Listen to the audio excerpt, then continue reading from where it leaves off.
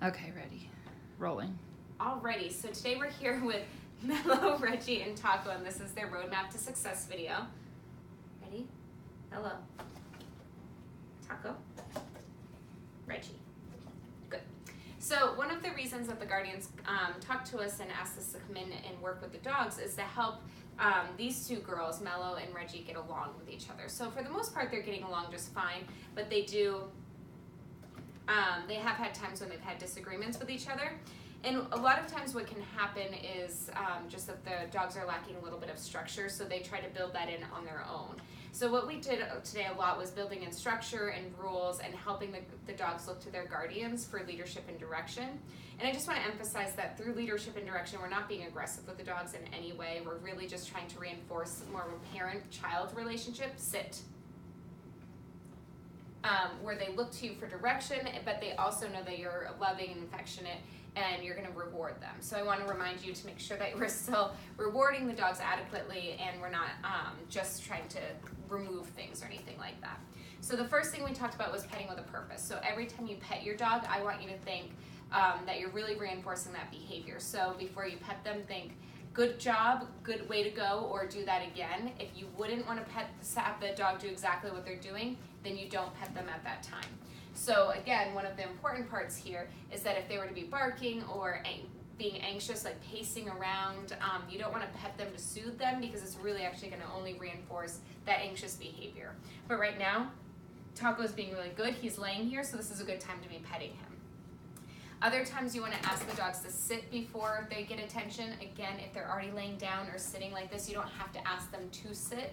You're really just trying to build up that when the dogs want attention, they come over to you and sit or lay down like this, and this is their nice and polite way of saying that they want attention instead of getting in your personal space. You want to use the escalating consequences to disagree with them. Reggie. Good girl. Good girl. That's good. So we want to use the escalating consequences to disagree with them, and then we can use those escalating consequences to reinforce invisible boundaries. And when you use the invisible boundaries, I want you to think about the leadership exercise. Hey, let's do something else other than that. Let's redirect some attention. Mellow's like, I don't know, maybe I should come over again. So I want you to think about the leadership exercise. Down, crash, Crash. crash. Mellow, do you want to come over or do you want me to toss it that far? I'm tossing one off camera. Oh, that was a big miss. Reggie, crash. Good job. Okay, so the leadership exercise, remember we use a bit of a span of our arms, and that's how far away they should be away from the treat. You toss one treat first, put one between your feet, use the escalating consequences to reinforce that invisible boundary. And then you give the dog a treat when they've stayed out of it, they've laid down on their own without a command word, and then remember you crouch down and tap on the floor. If you do forget some of the steps there, you can go to our website, dogonproblems.com, click on dog training tips, and then on the right-hand side, you'll see a search bar. You can type in leadership exercise, and there's a bunch of tutorials and videos that we have up there so you can kind of refresh your memory. I would encourage you to be doing that leadership exercise for the next 2 weeks, once a day with each dog. Remember that you only want to have the dogs go one at a time, so you can either put them outside or kennel them, but just make sure that you're only working with one dog at a time.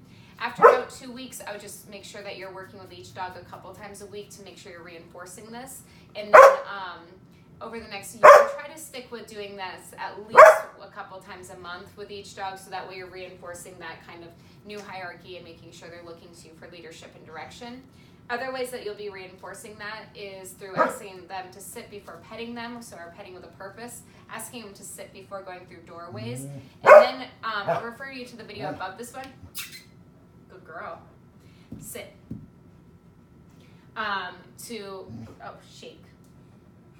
Okay. She's like, I really want to do that one. You can go to the video above this one for our claiming the door exercise, and it's using, again, this invisible boundary concept to make sure the dogs are staying respectfully away from the front door when guests arrive. The other thing that you want to make sure that you're doing is using the structured feeding. Remember, they each get about 3 minutes to eat. If it takes a little longer, that's okay, as long as they're continuously eating. And have the dogs eat one at a time.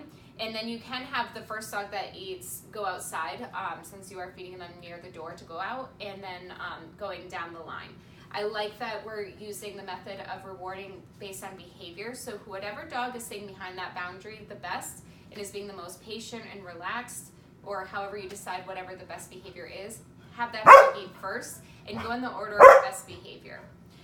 As a note, aside from the fact that we're writing this video, so I've been redirecting her attention a little more, if Reggie or any of the other dogs for that matter are doing some of this demand barking, that's what we call this, when they're barking to get attention or get something they want, you want to ignore this. That includes no eye contact and just ignoring the behavior altogether until she stops. Essentially, if barking equals attention, she will continuously do it, even if if she's barking for 20 minutes and then she gets attention 20 minutes in.